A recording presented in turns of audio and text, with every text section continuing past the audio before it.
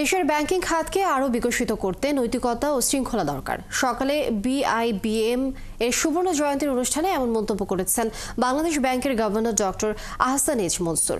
এই সময় অর্থনীতিবিদ ডক্টর মোস্তাফিজুর রহমান বলেছেন, ব্যাংক দেশের অর্থনীতি ও রাজনীতির প্রতিচ্ছবি। তাই কুলুষিত রাজনীতি ব্যাংক খাতকে কুলুষিত করেছে।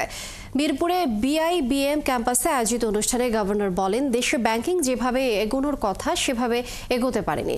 তারা আশা ব্যাংকিং খাত দ্রুতই ঘুরে দাঁড়াবে। তবে ব্যাংকে আমানতকারী এবং বিনিয়োগকারীদের স্বার্থ সুরক্ষা করতে হবে।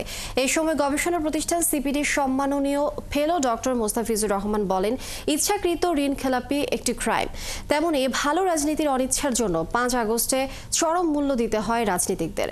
ইনক্লুসিভ ব্যাংকিং এবং কৃষি খাতকে নিয়ে আরও কাজ করার পরামর্শ দেন তিনি। অন্যান্য প্রতিষ্ঠান থেকে জ্ঞান লাভ করে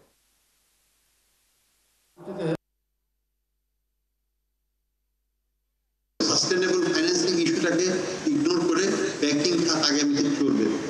আমাদের গ্রিন বন্ড, গ্রিন নতুন অনেক জিনিস ইনোভেটিভ ইনস্ট্রুমেন্ট নিয়ে আসতে হবে। এই জায়গাগুলোতে আমাদের আর্থিক প্রতিষ্ঠানগুলোর বিশাল একটা অবদান আগামীতে আমরা আশা করব এবং বিআইবিএম কিন্তু এখানে একটা ভূমিকা রাখতে পারে।